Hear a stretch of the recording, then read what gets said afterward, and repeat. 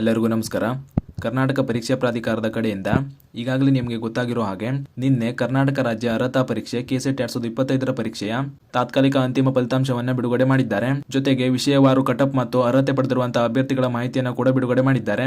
ಈ ಮಾಹಿತಿಯನ್ನು ನೀವು ಕೆಎ ಅಧಿಕೃತ ವೆಬ್ಸೈಟ್ ಇಂದ ಡೌನ್ ಮಾಡಿ ನೋಡ್ಕೊಳ್ಬಹುದು. ಜೊತೆಗೆ ಅರ್ಹತೆ ಪಡೆದಿರುವಂತಹ ಎಲ್ಲ ಅಭ್ಯರ್ಥಿಗಳಿಗೆ ಕಂಗ್ರಾಚುಲೇಷನ್ಸ್.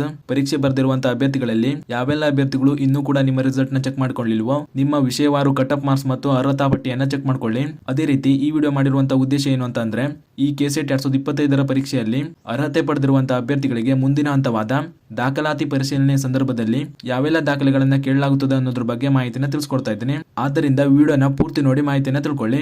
ಮೊದಲನೇದಾಗಿ ನೀವು ಸ್ಕ್ರೀನ್ ಮೇಲೆ ಕಾಣ್ತಾ ಇರೋ ಹಾಗೆ ಇದು ಕೆಸೆಟ್ 2024 ಪರೀಕ್ಷೆಯಲ್ಲಿ ಅರ್ಹತೆ ಪಡೆದಿರುವಂತಹ ಅಭ್ಯರ್ಥಿಗಳಿಗೆ ದಾಖಲಾತಿ ಪರಿಶೀಲನೆಗೆ ಹಾಜರಾಗುವಂತಹ ಅಭ್ಯರ್ಥಿಗಳಿಗೆ ಸಂಬಂಧಿಸಿದಂತೆ ಕೆಎ ಕಡೆಯಿಂದ ಅಧಿಕೃತವಾಗಿ ಬಿಡುಗಡೆ ಮಾಡಿರುವಂತಹ ಮಾಹಿತಿಯಾಗಿರ್ತದೆ. ಈ ನೋಟಿಸ್ ನಲ್ಲಿ ತಿಳಿಸಿರುವಂತಹ ಮಾಹಿತಿ ಪ್ರಕಾರ ಈ ಕೆಸೆಟ್ 2025 ಪರೀಕ್ಷೆಯಲ್ಲಿ ಅರ್ಹತೆ ಪಡೆಯುವಂತಹ ಅಭ್ಯರ್ಥಿಗಳಿಗೆ ದಾಖಲಾತಿ ಪರಿಶೀಲನೆ ಸಂದರ್ಭದಲ್ಲಿ ಕೇಳುವಂತ ಮಾಹಿತಿ ಬಗ್ಗೆ ತಿಳಿಸ್ತಾ ಹೋಗ್ತೀನಿ. ಮೂಲ ದಾಖಲೆಗಳ ಪರಿಶೀಲನೆಗೆ ಹಾಜರಾಗುವ ಅಭ್ಯರ್ಥಿಗಳಿಗೆ ಮಾರ್ಗಸೂಚಿಗಳು ಅಂತ ತಿಳಿಸಿದ್ದಾರೆ. ಮೊದಲನೇದಾಗಿ ಮೂಲ ದಾಖಲೆಗಳ ಪರಿಶೀಲನೆಗೆ ಹಾಜರಾಗುವ ಅಭ್ಯರ್ಥಿಗಳು ಪ್ರಾಧಿಕಾರದಿಂದ ನಿಗದಿಪಡಿಸಿರುವ ದಿನಾಂಕದಂದೇ ಹಾಜರಾಗತಕ್ಕದ್ದು. ನಿಗದಿಪಡಿಸಿದ ದಿನಾಂಕದಂದು ಹಾಜರಾಗದ ಅಭ್ಯರ್ಥಿಗಳಿಗೆ ಇತರೆ ದಿನಾಂಕದಂದು ಮೂಲ ದಾಖಲೆಗಳ ಪರಿಶೀಲನೆಗೆ ಅವಕಾಶ ನೀಡಲಾಗುವುದಿಲ್ಲ ಅಂತ ತಿಳಿಸಿದ್ದಾರೆ. ಅಂದ್ರೆ ನಿಮಗೆ ನಿಗದಿಪಡಿಸಿರುವಂತಹ ದಿನಾಂಕದಂದೇ ನಿಮ್ಮ ಡಾಕ್ಯುಮೆಂಟ್ ಗಳನ್ನ ಸಬ್ಮಿಟ್ ಮಾಡಬೇಕಾಗಿರುತ್ತದೆ. ಅಭ್ಯರ್ಥಿಗಳು ಸಲ್ಲಿಸುವ ಎಲ್ಲಾ ಮೂಲ ದಾಖಲೆಗಳು ಅರ್ಜಿ ಸಲ್ಲಿಸಲು ನಿಗದಿಪಡಿಸಿರುವ ಕೊನೆಯ ದಿನಾಂಕದೊಳಗೆ ಜಾರಿಯಾಗಿರತಕ್ಕದ್ದು ಅಂತ ತಿಳಿಸಿದ್ದಾರೆ. ಅಂದ್ರೆ ನಿಮ್ಮ ಎಲ್ಲಾ ಡಾಕ್ಯುಮೆಂಟ್ಗಳು ಅರ್ಜಿ ಸಲ್ಲಿಸಲು ನೀಡಿರುವಂತಹ ಕೊನೆಯ ದಿನಾಂಕದ ಮುಂಚಿತವಾಗಿ ಮಾಡಿರುವಂತಹ ಡಾಕ್ಯುಮೆಂಟ್ ಗಳಾಗಿರ್ಬೇಕಾಗಿರ್ತದೆ.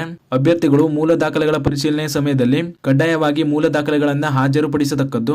ಅಂದ್ರೆ ನಿಮ್ಮ ಒರಿಜಿನಲ್ ಡಾಕ್ಯುಮೆಂಟ್ ಗಳನ್ನ ಸಬ್ಮಿಟ್ ಮಾಡಬೇಕಾಗಿರ್ತದೆ. ಅಭ್ಯರ್ಥಿಗಳು ಈ ಕೆಳಕಂಡ ಮೂಲ ದಾಖಲೆಗಳನ್ನ ಮತ್ತು ಪತ್ರಾಂಕಿತ ಅಧಿಕಾರಿಗಳಿಂದ ದೃಢೀಕೃತವಾದ 2 ಜೆರಾಕ್ಸ್ ಪ್ರತಿಗಳನ್ನ ದಾಖಲೆಗಳ ಪರಿಶೀಲನಾ ಸಮಯದಲ್ಲಿ ಕಡ್ಡಾಯವಾಗಿ ಹಾಜರುಪಡಿಸತಕ್ಕದ್ದು ಅಂತ ತಿಳಿಸಿದ್ದಾರೆ.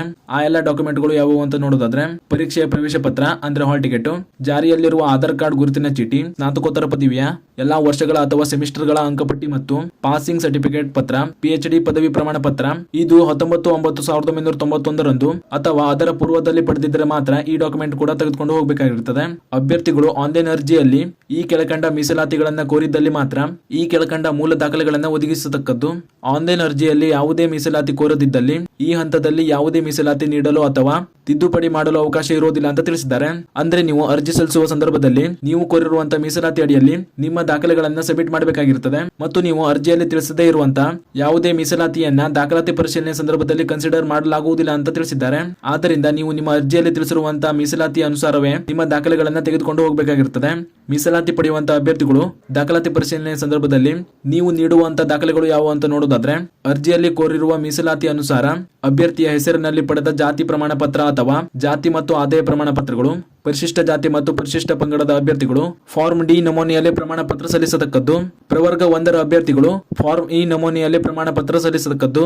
2A 2B 3A 3B ಅಭ್ಯರ್ಥಿಗಳು ಫಾರ್ಮ್ ಎಫ್ ನಮೂನೆಯಲ್ಲಿ ಪ್ರಮಾಣ ಪತ್ರ ಸಲ್ಲಿಸತಕ್ಕದ್ದು ಅಂತ ತಿಳಿಸಿದ್ದಾರೆ. ಈ ಎಲ್ಲಾ ಫಾರ್ಮ್ಗಳು ನಿಮ್ಮ ಅಧಿಸೂಚನೆ ಸಂದರ್ಭದಲ್ಲಿ ಕೆಎ ಅಧಿಕೃತ ವೆಬ್ಸೈಟ್ ನಲ್ಲಿ ಬಿಡುಗಡೆ ಮಾಡಲಾಗಿರುತ್ತದೆ. ಈ ಎಲ್ಲಾ ಕ್ಯಾಟಗರಿ ಸರ್ಟಿಫಿಕೇಟ್ ಗಳನ್ನ ಈಗ ಡಿಜಿಟಲಿ ಮಾಡಿಕೊಡ್ತಾರೆ. ಅವುಗಳನ್ನ ಕೂಡ ನೀವು ಸಬ್ಮಿಟ್ ಮಾಡಬೇಕಾಗಿರುತ್ತದೆ.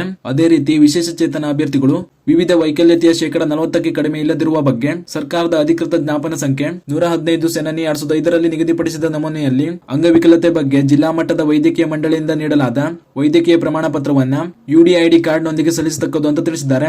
ಹಾಗೂ ತೃತೀಯ ಲಿಂಗ ಮೀಸಲಾತಿ ಕೋರುವ ಅಭ್ಯರ್ಥಿಗಳು ತೃತೀಯ ಲಿಂಗ ವ್ಯಕ್ತಿಗಳ ಅಧಿನಿಯಮ 2019ರ ಕೇಂದ್ರ ಅಧಿನಿಯಮ 2019ರ ಸೆಕ್ಷನ್ 6ರ ಖಂಡ 1ರಲ್ಲಿ ನಿರ್ದೇಶಿಸಿದಂತೆ ಸಂಬಂಧಪಟ್ಟ ಜಿಲ್ಲಾ ದಂಡಾಧಿಕಾರಿಗಳು ಜಾರಿ ಮಾಡಿರುವ ತೃತೀಯ ಲಿಂಗ ಪ್ರಮಾಣ ಪತ್ರವನ್ನ ಸಲ್ಲಿಸತಕ್ಕದ್ದು ಅಂತ ತಿಳಿಸಿದ್ದಾರೆ. ಹೀಗೆ ನೀವು ಕೋರಿರುವಂತಹ ಮೀಸಲಾತಿ ಅಡಿಯಲ್ಲಿ ನಿಮ್ಮ ಪ್ರಮಾಣ ಪತ್ರಗಳನ್ನ ಸಲ್ಲಿಸಬೇಕಾಗಿರುತ್ತದೆ. ಇದಿಷ್ಟು ದಾಖಲೆಗಳನ್ನ ನಿಮ್ಮ ದಾಖಲಾತಿ ಪರಿಶೀಲನೆ ಸಂದರ್ಭದಲ್ಲಿ ನಿಮಗೆ ನಿಗದಿಪಡಿಸುವ ದಿನಾಂಕದಂದು ನಿಮಗೆ ತಿಳಿಸಿರುವಂತಹ ಕೇಂದ್ರಗಳಿಗೆ ಹೋಗಿ ನಿಮ್ಮ ದಾಖಲಾತಿ ಪರಿಶೀಲನೆಯನ್ನ ಮಾಡಿಕೊಳ್ಳಬೇಕಾಗಿರುತ್ತದೆ. ಈ ಕೆಸೆಟ್ 2025ರ ದಾಖಲಾತಿ ಪರಿಶೀಲನೆಗೆ ಸಂಬಂಧಿಸಿದಂತೆ ಆದಷ್ಟು ಬೇಗ ಕೆಎ ಕಡೆಯಿಂದ ಅಧಿಕೃತವಾಗಿ ಮಾಹಿತಿ ಕೂಡ ನೀಡಲಾಗುತ್ತದೆ.